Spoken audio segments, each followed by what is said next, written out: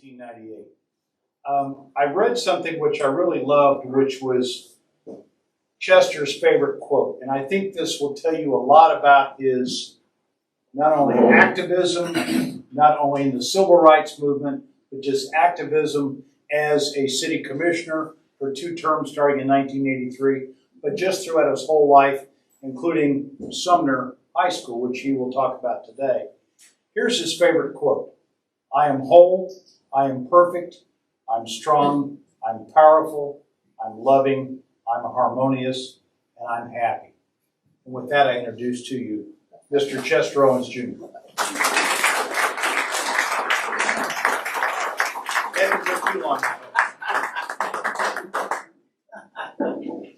Thank you, Bill. It is indeed a pleasure to be invited to speak here. And I see some my friends I haven't seen for years, like Bill, like Gilbert Castro. I haven't seen Gene Driscoll. I haven't seen him for years as his wife. I'm elated. Thank you for inviting me here. Building that conversation, in the introduction, I'm maybe some people call me a different kind of person because I'm usually pretty frank, sometimes too frank. And when you talked to Dan, I said, "Dan, how much time do I have to speak?" He said, "Take as long as you want." I said, "No, you didn't say that." We'll be here until next Friday. But again, it is a pleasure. But I would also like to say, introduce a person here who is assisting me in the pictures that we have here on the screen. And that's Francis Bradley Robinson. Francis, hold up your hand so everybody can see you.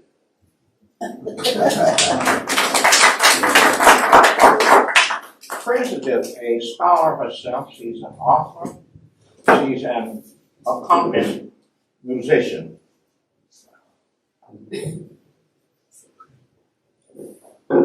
Okay. Frances, in her book, has written a book, and it's about her grandfather. And her grandfather and her sister is also here. And that's Judge Ida Bradley Sr. Now I'm throwing it out because that's a name that probably nobody in this room has heard. Her sister is Harriet Belsler Hobbs. Harriet, where are you? Oh, I'm sorry, she's right here. The picture of her grandfather, of their grandfather, is an amazing, amazing story. It's a powerful story. But it's one of the most amazing things that happened, in my opinion, in Wyco County. Before I get started, I'm very active in my neighborhood group, and my community policing officer is here. Great guy, and his wife, who's the mayor of Edwardsville. Okay, we're talking in, and we have a lot of fun. And one of the stories I tell is when I first came to Kansas City in 1946, and as he said, I was 13 years old in 10th grade. Had nothing to do with being smart. I was from a small town in Ashdown, Arkansas. So people say, "How do you describe Ashdown?" I said, "Well, Ashdown wasn't exactly hell, but you could see hell from Ashdown." But one of the things, we moved here in 1946, and I'll commend the teachers and the reason why I was so young, but it wasn't easy. I was 5 foot tall and weighed about 100 pounds. And Sumner out of that atmosphere coming here, I wasn't really up to speed on a lot of the stuff. And so in the English class, all the brother and I, my brother, the oldest brother, was 15. He was a senior. And my second hour was the English class. So in this class, when I got there, they were diagramming sentences. So the teacher said, "Owens, you new here, come up and diagram a sentence." I didn't have a clue what he was talking about. And so that was okay, I did. And of course they said, that time came from the South, you were done. But in December, I learned a couple of things, and so Mr. Cheese Room was a teacher. not a music teacher, but he was teaching English. And he would always say, if you're talking about something, always understand what you're talking about. And he would always, so I said, we got on labor unions. And he said, someone describe a labor union. And to this day, I don't know why I said it, but I held up my hand. And he said, Owens, you've been here for 2 months now. You failed both of the tests, you put all the stuff out there. He said, you come in front of a room and tell us what a labor union is. I was so happy because I was going to have an opportunity to show them I wasn't dumb. And I said, a labor union is a woman getting ready to have a baby. That's what happened in the class. So I was sent to the office and Mr. Hodge, bless his heart, a great man, said, why did you say that? I said, I don't know. But I went back, so you can imagine the rest of the year, my sophomore year, I didn't open my mouth and no time. Let's begin. The history of Sumner High School is a history that I feel should be told to all citizens of Wyandotte County. It is the story of students and citizens overcoming adversity and achieving the highest standards possible. It is a great American story. I feel that if this history were made available to students that did not attend Sumner and never were made aware of the school, and those who are presently in school, it would make a difference. History should also be made available to teachers and administrators so that they can understand that an all-black school did achieve high standards. Let me stop there. A person who attended Sumner, would you hold your hand because there's several here today. And they're all scholars, every one of them, all of them. We really could have a talk about each one of them for an hour. I worked in Sumner High School in 1949 and attended Sumner Junior College for 2 years.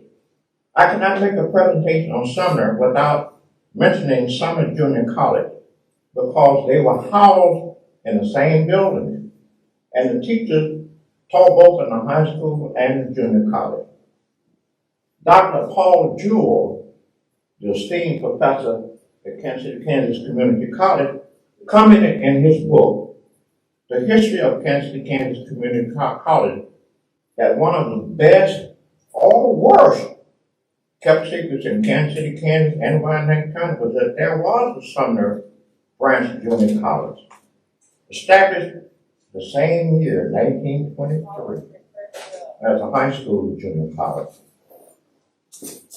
African Americans were not allowed to attend the junior college on State Avenue until 1951. I was in that last class, and I like to make clear, I didn't graduate because when I got to junior college, everybody in high school was older than I am, the seniors. And so I had began to discover girls, and I had to time. Sumner High School came into being as a result of an unfortunate incident that occurred April 12, 1904. Prior to that time, Kansas High School students attended the high school which was located at 9th and Minnesota Avenue. Roy Martin and some of his friends were at Kerr Park for track practice. And I would like to say there are many different comments as to what actually happened. Many different stories. But the one that, of course, that I talk about is the one that Louis Gregory told himself to many people. Many things have been written about what happened. So, normal people say, well, what really happened? I'm not going to say, just put in there that was an unfortunate incident. Although, also this park was a young black man named Louis Gregory, who was not a student at the school. There was a small pond at this park, and Louis was snagging bullfrogs. Louis was a cripple, and he had a rifle, which was not uncommon. This weapon was used to shoot the bullfrog before they could get back into the pond. The white student began to harass Louis Gregory. And this is Those Gregory's comments. When he became frightened and ran to get his rifle, he turned and shot Roy Martin, who died instantly. There was another version which stated that Lewis harassed the white student in 1904. So I said there are different versions. But the one version that is horrible and to me despicable is what the Kansas City Star wrote about it. And that seems to be the one that winds up in most of the articles. And I thank them because about a year ago they made an apology for what they did through the years, and that was one of them. It is despicable for 100%. The white community was up in arms. And the next day, a mob assembled at the Wyco County Jail with the intention of lynching Louis Gregory.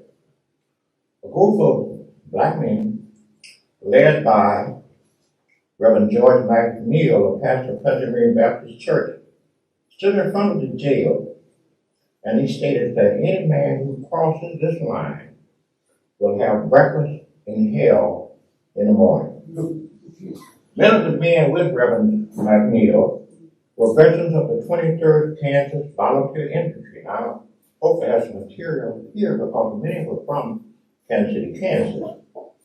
And after discharge, they had the option of purchasing their Springfield rifle for $10. And also their 38 caliber and 45 caliber Colt revolver. And many of them exercised as options. So they had weapons and knew how to use them. At school the next day, the white students were not allowed the black students to enter the building. The following day, the superintendent of schools, Ms. Emmy Pearson, closed the school for the rest of that school term until the fall of 1904. Louis Gregory was charged with first-degree murder, tried, and sentenced to life in prison. The attorney who represented him in the state was Attorney Aya Bradley Sidney, the grandfather of these two persons I mentioned earlier. Did a great job, but he only was pardoned after serving 11 years. He did not spend life in prison.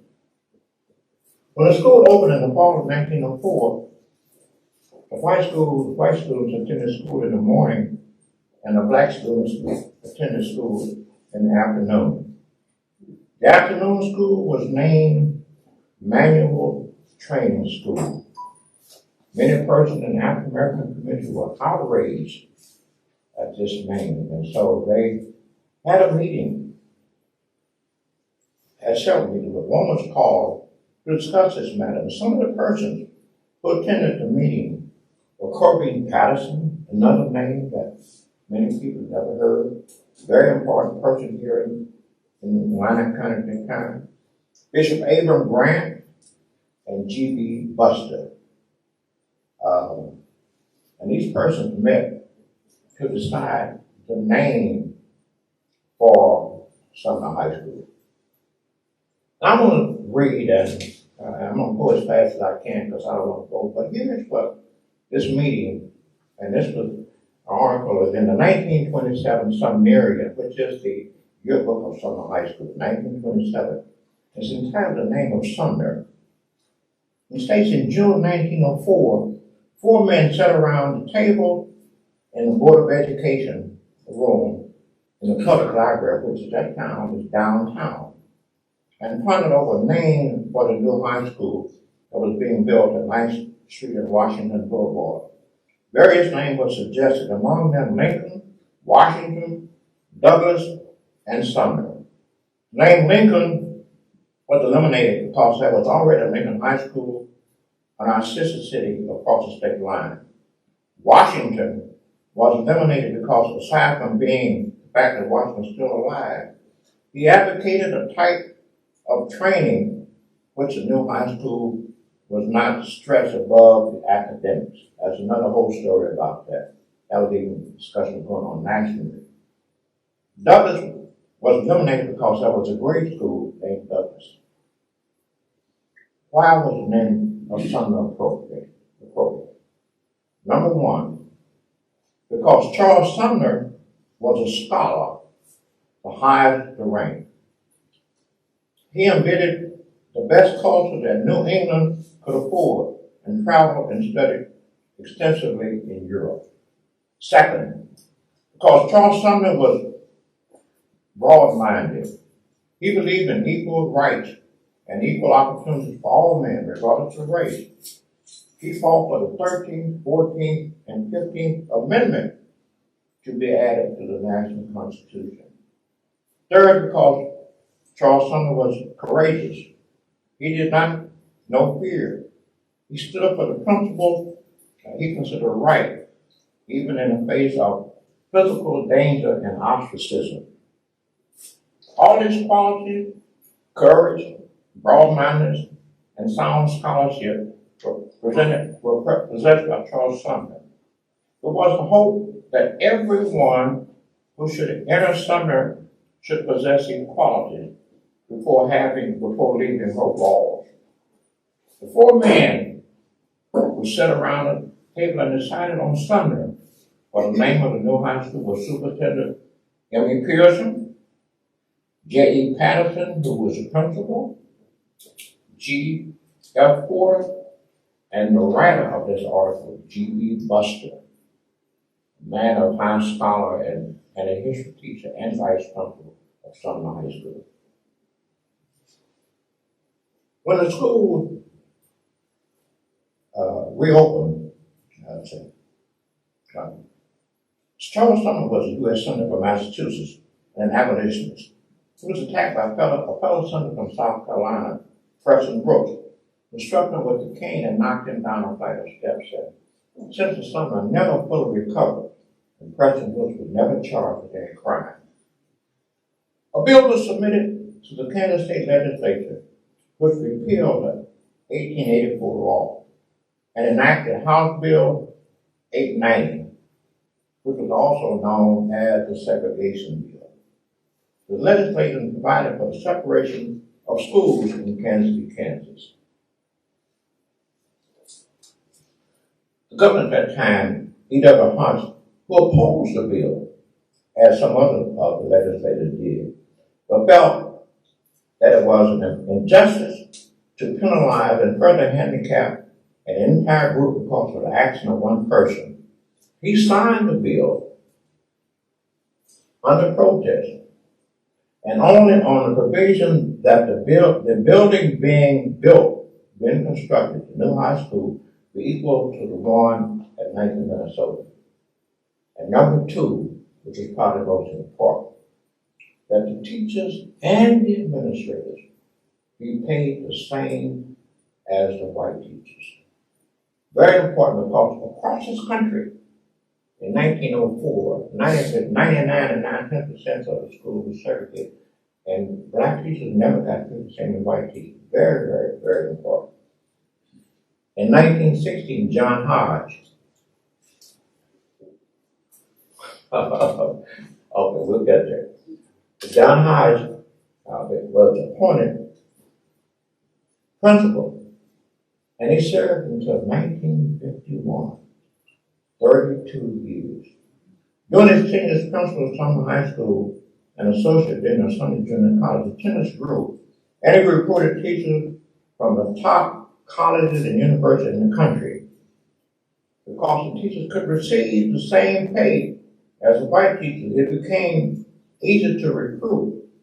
Teachers wanted to come to Kansas City, Kansas, and Sumner High School. And this high school early on became known as a citadel of learning and a Harvard of the Midwest.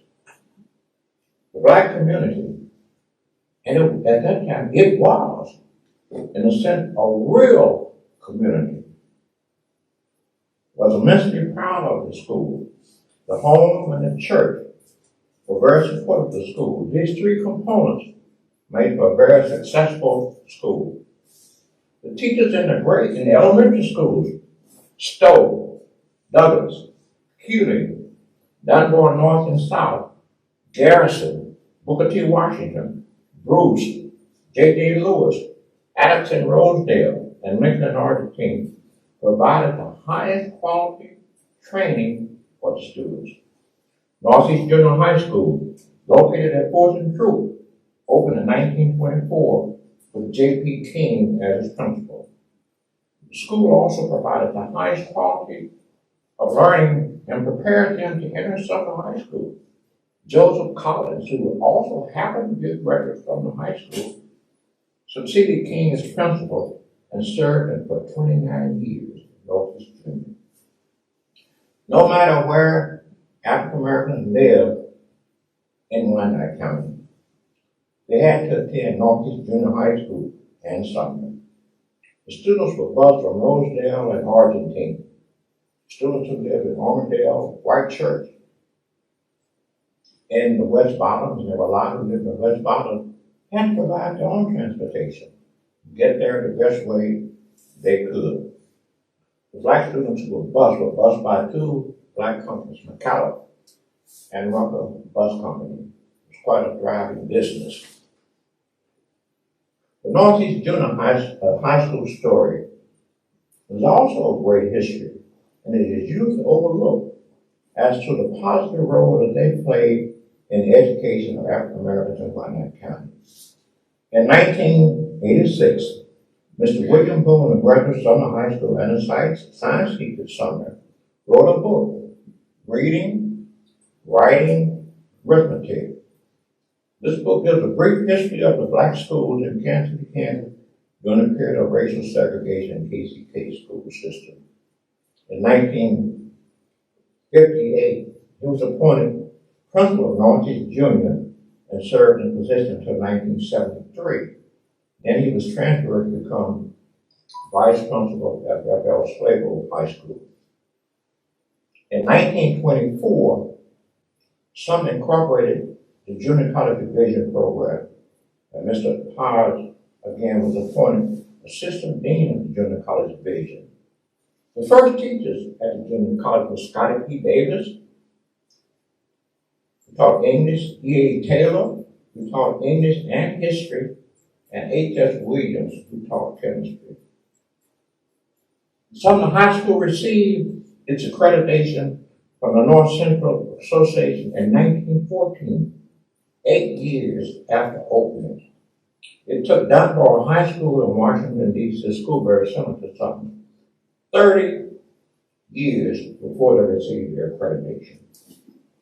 It took Sumner High School in St. Louis, Missouri, which was the first high school west of the Mississippi, 36 years to receive their accreditation. By 1920, 41% of the teachers held a master's degree from colleges and universities. Schools such as KU, Columbia University, University of Minnesota, Oakland College, University of Chicago, Morehouse College, Hampton Institute, University of California, Southern California. By 1934, 61% of the teachers had master's degrees. You have to take into consideration of time. That's an amazing story. That's an amazing story. Quoting Dr. Jewell again, he states in his book, it's not what Chester said, or people like to say what Chester said, but it's what Dr. Jewell said. Almost without exception, the Sumner Junior College faculty members had many college hours beyond their master's degree, and the requirement necessitated that their degree be from a college above the Mason-Dixon line. Like their junior college counterparts on State Avenue, the teacher knew that it would not pay to get a doctorate. A doctorate did not mean dismissal, but it did mean another assignment of lesser rank, almost forcing no doctorate to resign. That's what Dr. Jewell said in his book. Think about that. Teachers and administrators did everything humanly possible to see that their students received the highest quality of education. They emphasized that you had to be better in order to have an equal chance. The statement was made in the home. You heard it in many homes and in churches. if you were female and married, you could not teach in the KCK school system. It's true for everybody. Until probably the 1950s. At one of our national conventions, I heard one comment, said because the female teachers could not be married, for many of them, we became their children and received special attention. By 1935, 120 students had earned degrees from colleges and universities. There are possibly more, but that's all that we could find. The curriculum was vigorous, but not the same as the curriculum at Wyandotte High School. In the book, The Sumner Story, which was written in 2010, the late Owens III, who was quite a scholar who passed probably about a year ago, in the book he states, the segregated public school system KCK, Casey, Missouri, seemed to offer a quality education, but they were a far cry from being equal. In the schools white students attended, consider, for example, the Wyandotte High School in KCK offered courses in German, Italian, Russian, Spanish, French, and Latin. In Sumner, it only offered Spanish, French, and Latin. Wyandotte also had offered swimming, golf, archery, softball, football, baseball, and basketball, and fielded teams in these sports. Some, on the other hand, only offered swimming, football, and basketball. Wyandotte had 2 gymnasiums and 2 swimming pools. Sumner had 1 gymnasium and 1 swimming pool. The comparison clearly reveals that the course offering and the facilities were separate but not equal. Notwithstanding these inequities, the segregated schools were an important part of our community. That's a quote from the late Elmer C. Jackson III. On January 2nd, 1940, Sumner High School moved from 9th and Washington to the new building that's still there, Sumner Capital Arts and Science at 8th and Oakland Avenues. Even though Sumner High School could not participate in many events in Wyandotte, Argentine, and Rosedale High School, whenever they had an opportunity to participate, they excelled. For example, in 1924, Kansas City, Kansas Chamber of Commerce had their annual essay contest, and Sumner, for the first time, was invited to participate. The subject was entitled, Our Greatest Opportunity. David Henderson, a freshman at Sumner, participated, and his essay was judged the best. He won a Silver Cup and was entitled to a membership in the Chamber of Commerce. In 1925, they had the same essay contest, and a Sumner High School student won it. At that point, Chamber would have it in the contest. The football, basketball, and track team always drew large crowds when they were playing. Sumner was not allowed to play in the high schools in Wyandotte or Johnson County until the 1950s. They were not allowed to be a member of any athletic league until the 1970s. There were only 2 schools that they could play in the greater Kansas City area, 2 black high schools, Lincoln and R.P. Cole in Kansas City, Missouri. Sumner had to travel to St. Louis, Jeff City, Moberly, and other cities in Missouri, Muskogee, Tulsa, Oklahoma City, and Oklahoma to play other black teams. In 1942, Sumner won the National Negro Basketball Tournament in North Carolina, in Oklahoma High School as a national champion. The team that had won the year before, an outstanding team. But the coach of that team was also a Sumner High School graduate, Vernon Jones. The music department has always been outstanding. In 1972, the Sumner High School Jazz Band, under the direction of Leon Brady was invited to participate in the International Jazz Festival in Paris, France. Only 4 bands from the United States were invited. Sumner was the only one from the Midwest. The Kansas City, Kansas Board of Education, for some reason, was opposed and did not want them to go. But they went. And the school board did not assist them in any manner and made it very clear that they would not. It was necessary that they raise $25,000 for the trip. The community, basically the black community, raised $22,000. And a week before, Senator Bob Dole, who had one of his employees as a part of that committee, said, "Don't worry, y'all going."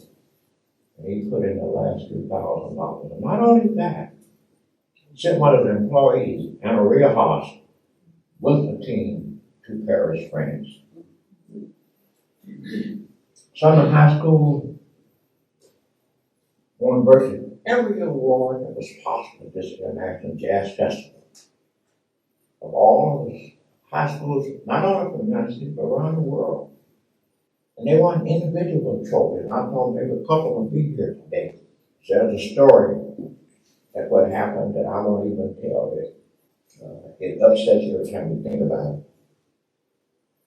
When they returned from the trip, they were told, "You cannot travel, the jazz band or the band cannot travel more than 100 miles from Kansas City, Kansas."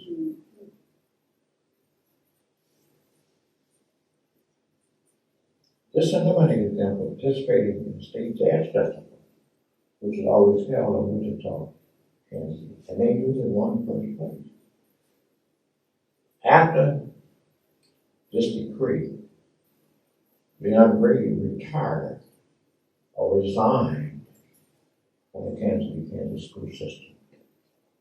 Many people were not aware of why he resigned. During the decade of 1950s, after Russia sent Sputnik and outer space, science became a high priority across America in high schools. In an article in the Kansas Star newspaper by Frank Mannerheim, professor at the University of Virginia, and Ekman Helmut, professor of chemistry at UMKC, they stated that they decided to track down an old rumor of special achievement in chemistry at Kansas City former segregated Negro high schools.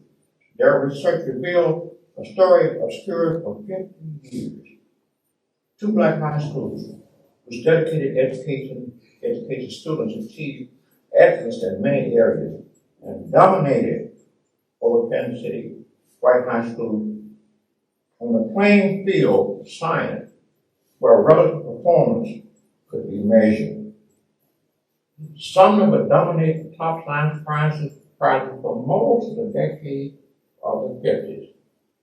In a 1950 article in Reader's Digest entitled "Young Scientists Go to the Fair," Mr. William Boone and his students were featured. The picture that you'll see at the end, Bernard Thomas that year was a National Science Fair. We had 2 National Science Fair with us. Okay. We've been able to identify 10 persons who earned the Phi Beta Kappa key. 2 in the 1920s, one from the University of Chicago, one from the University of Kansas. 3 in the 1930s from KU. 3 in the 1950s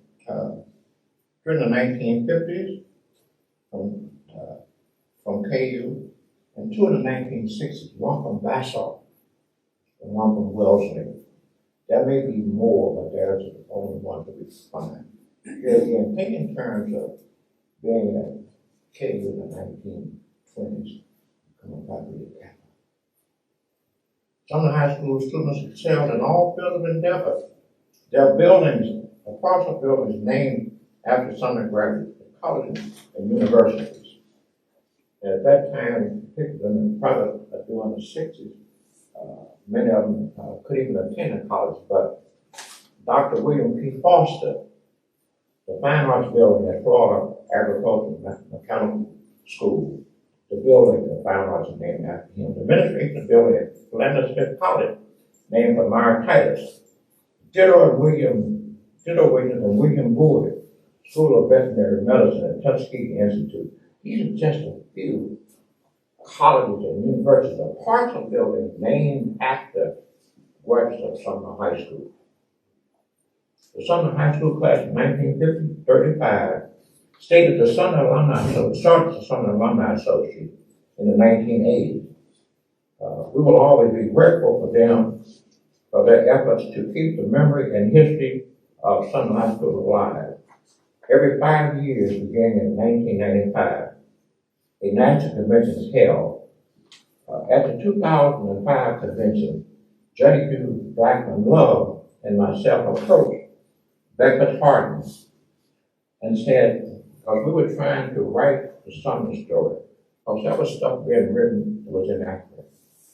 We didn't have the funds at that time and couldn't work up the Alumni Association, so we approached Beckett, because we knew Beckett, who graduated in 1956 from Sumner. To Beckett, well, he said, well, wait a minute, John. He said, Chester don't know how to write nothing.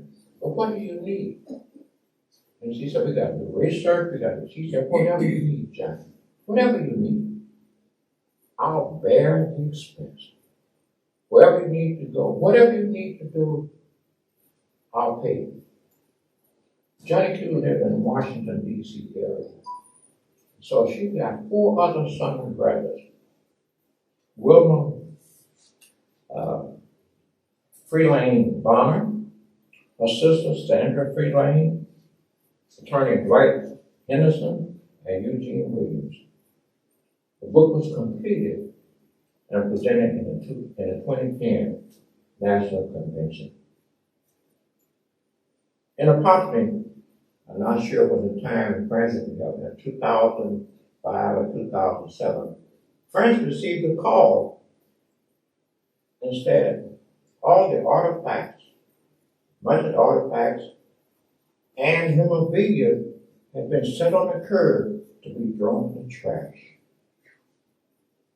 Frances called me. She had a truck and I had a van. And we rushed up there and got it and stayed in my basement until 2010. The Board of Education had set aside a room for us to start a museum. They were very, very cooperative, very cooperative. We'll be grateful for what they did. It's a little bit different from what had been happening before. But that's why the Sumner High School Alumni Room is now a permanent fixture in the Sumner Academy of Arts and Sciences. I would like to just talk briefly about a few Sumner High School graduates. I always like to emphasize that success is more than just a title. The person who goes about their daily life treating everyone just as they would want to be treated is just as successful as anybody else, whatever that title is. So I'm not singling out anyone and saying they are better, because the garbage work is just as important as a position. If you don't believe it, then stop picking up your garbage. I would like to start with the first teacher, who I used to see up there, has been Rebecca Bloodworth. Ms. Bloodworth was known, depending on what year you went to Northeast and Sumner, she was a master teacher in the 1960s. But the other is Scotty P. Davis, which you mentioned earlier. She began her teaching career at Sumner High School in 1914. She was the first female graduate of the University of Minnesota. Ms. Davis was born November 20th, 1882, in Lebanon, Kentucky. Her family moved to St. Paul, Minnesota in 1896. Her first teaching position was in Louisville in the high school, but she only stayed there 1 year. But then she came to Kansas City, and I don't know this, but I assume that was because that she knew that she could get paid the same as anybody else. From 1914 to 1920, She enrolled in extension classes at KU.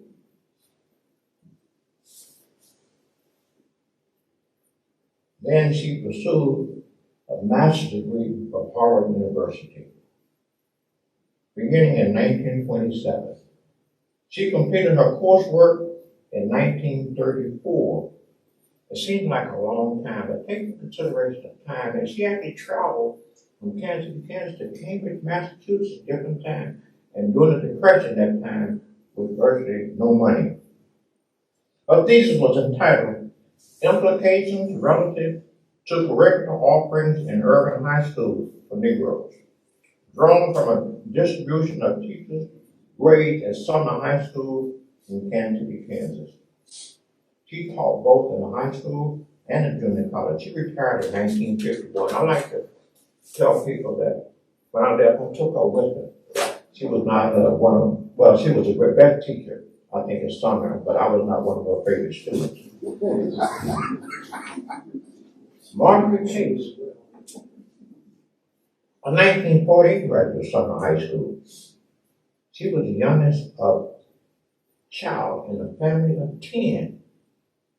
She attended K-State University, receiving a bachelor's degree in 1952 in home economics and medical technology. She then took pre-medical courses, worked at Minnesota General Hospital and the University of Minnesota.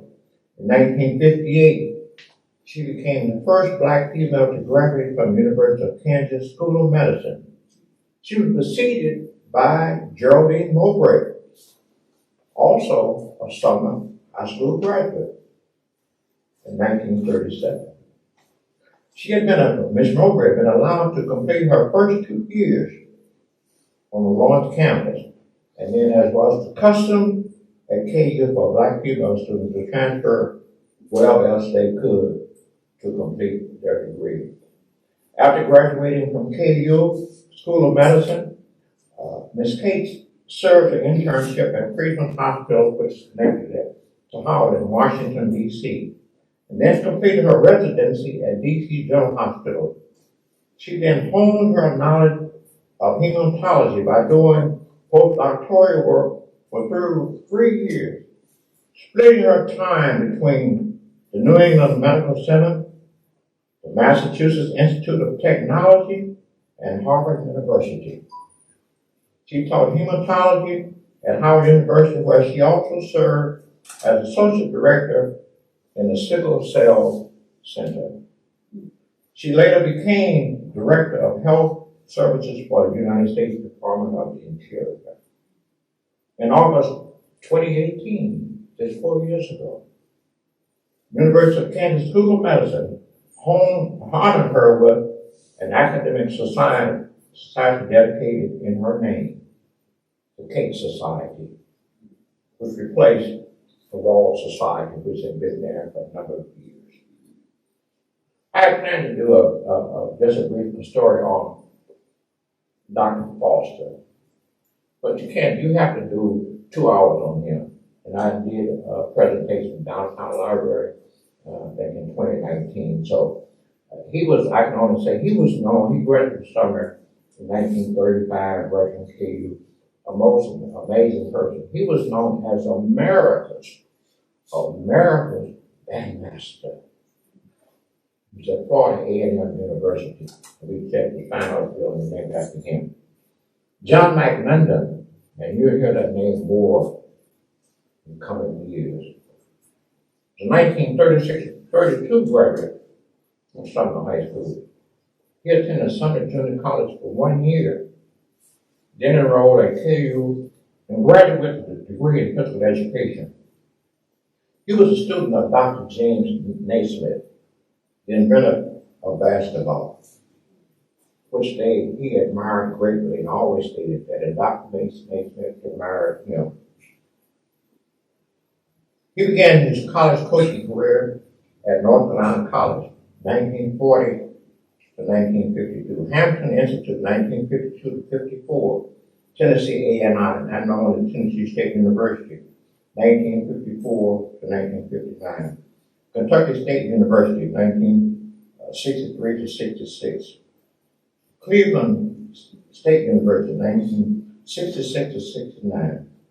He coached Denver Rockets in the ABA. Professional base in the ABA did merge with the NBA. Another story. There's so much to tell. He was the first U.S. basketball coach in history to win 3 consecutive national championships. The NAI here in Kansas City. We think in terms now of what's going on now, but the NAI at one time was very large, and it was a long period of time African Americans could not participate in NCAA. But he won 3 consecutive championships, the first one in his history, 1957, 1958, and 1959. He also coached the first African American to sign a contract in the NBA, Harold Hunter, a 1944 graduate of Sumner High School. He has been inducted in the following Halls of Fame as a coach: Naismith Hall of Fame, the College Hall of Fame, the Helms Hall of Fame, the Kansas Hall of Fame, the Missouri Hall of Fame, and many more. You'll be hearing more about John McClendon coming up now because Kay is going to do a special thing on John McClendon, along with the assistance of a former resident who lives here, who's going to donate some funds to do that. He was the first U.S. coach to be appointed to the Federation of International Basketball Association, the world governing body of international basketball competition. He served from 1969 to 1972. As a head coach of college and universities, his lifetime record is .70%, 523 victories and 152 losses, which is among the highest talents of most modern day coaches. Next person is Vernon Coffey, a 1946 graduate of Sumner High School.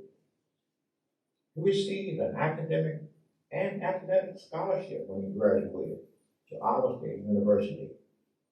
In spring football practice, his own teammates injured him to the extent that he could no longer play football. He transferred to St. Benedict's College, later now known as Benedictine, and earned his degree. He entered the Army as a second lieutenant and worked his up through the ranks. He became the Army aide to the president at that time. How do you get this job? You don't volunteer. You can even ask to be considered. Your name might appear on the list for consideration. You must have served as a battalion commander in combat, in the grade of lieutenant colonel or colonel, have an outstanding efficiency report for your entire career, have been decorated with at least the Silver Star of Valor, have a college degree, and be a graduate of the Command and General Staff College. Keep in mind, that's what you have to do with the president's aide. State there are 26 specific functions for which he is responsible for. One of the most important is that he must remain at the president's elbow inconspicuous and be ready to assist him on call. Another important little call for him to be ready to brief the president in time of emergency. At this time, states the order, he will remain in close proximity to the commander-in-chief. He will establish a command post in the vicinity of the president's quarters to serve as a clearinghouse for communication, and he will assemble and gather intelligence data for the president's attention. The picture that you see on the screen is former congressman in this area, Larry Wynn, Richard Nixon, and the tall, handsome, articulate Vernon C. Coffey. You look at some old film clips, and you see Nixon when he went to China, it was the first president that really been there. You'll always see burners of coffee. And we understand that he always, the person who is his aide, carries a black box. Colin Powell devotes a whole page to burn coffee in his book. And he said he just came along too soon. Fernando got him. In 1966 graduate from high school, and now the chief judge of Western Missouri. He attended Kansas Community College and ended up Pittsburgh State University, where he graduated in 1970. His first job after graduation was a sales rep, and he stated that job wasn't satisfying. So he changed direction and took a job with Rebound in Kansas City. Some of you may have heard that name. Who later became the Wyco program that served juveniles. This organization was co-sponsored by the YMCA and the Young Lawyers section of the Kansas City Metropolitan Bar Association. He started working with volunteer lawyers who work with juveniles, and notice where he receives his interest in law. He earned his law degree from UMKC in Kansas, Missouri in 1974. His decision to pursue a career as a judge grew out of his strong desire for public service. He stated in an article that he was fortunate to have parents who impressed upon him the value of an education and teachers at Sumner High School who would not accept anything but the best. He further states Sumner High School was segregated too.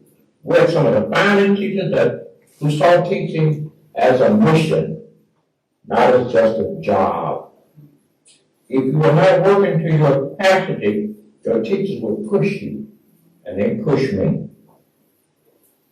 He further states, ironically, segregation created the role models for us, because underneath the neighborhood for bankers and lawyers and teachers, did because segregation prevented them from living anywhere else.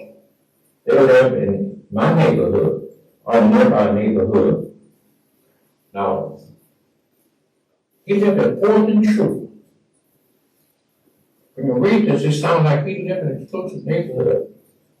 For those who don't know where 4th and True would be, that's 4 blocks south of Columbia Boulevard. So, draw the conclusion that he lived in an exclusive neighborhood. That's where many of us grew up.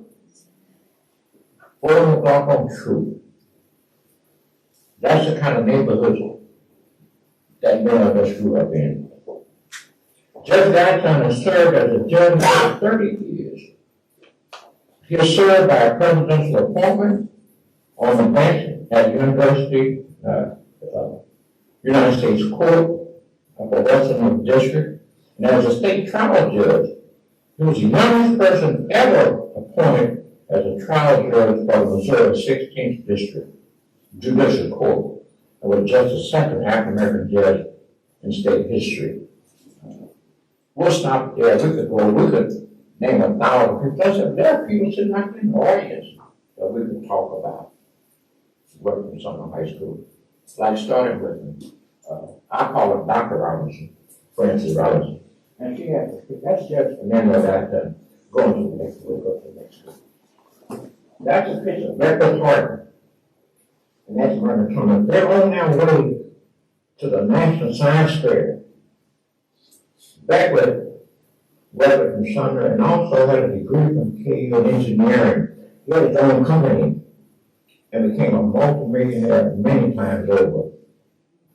When you get into his first millions, he said that when you get in your car and don't put your seatbelt on, go beep. That was his first millions. I was at Sumner alumni room last Wednesday, and I was talking to a group of kids, and so one of the kids corrected me. He said, "You don't go beep anymore with the lights start flashing." So I have to have technology, so I have to upgrade that. But that's Beckwith and Murray. Okay, next one. That's Leon Brady. Leon Brady will be 90 years old this year. He is still teaching young people, still teaching, still making a difference in the city. And I wouldn't go into how he was treated when he came back. I was hoping that was one young lady that was there on there would have been there, and I would have had her come and tell what that could get to. That's Leon Brady, who also has been enshrined in the judge in Missouri Hall of Fame.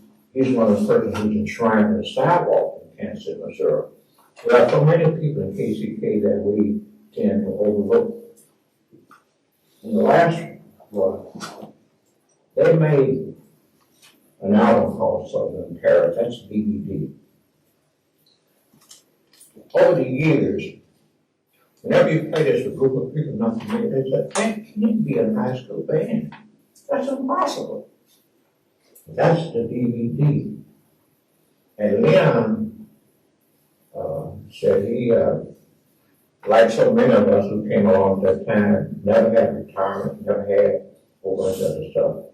And he even sells that DVD now. It is available. I have not only DVD, but the album they did, Sumner in Paris.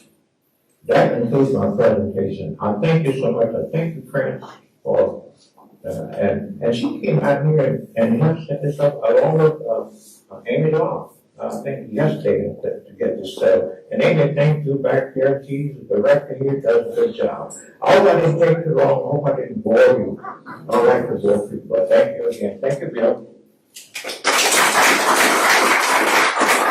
Mr. Maddox has a presentation for you. We've been waiting several years to give you. The pandemic did a lot of different things to us, but it didn't keep the Historical Society from watching and looking at people that are preserving our history. And we couldn't do it in 2020 because of different things going on in November of 2021. Mr. Owens was not able to be here. So, Mr. Owens, you are the 2020 Historian of the Year.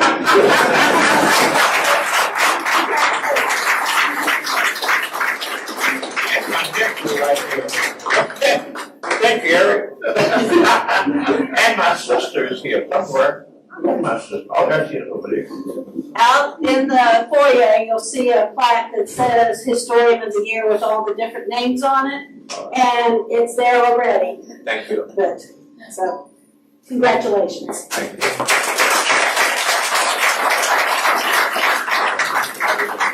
You're perfect. We're right on time.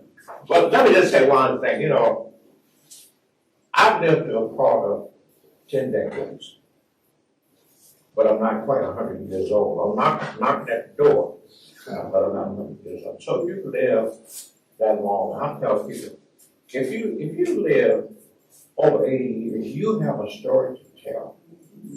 Write it down. Write it down. I'm looking at all you say. Write it down. Thank you. Thank you, Chester. I have a problem at y'all with dentures. Going to bed is a chore. You clean your dentures, put your ear things in. You take almost a half an hour to get ready to go to bed.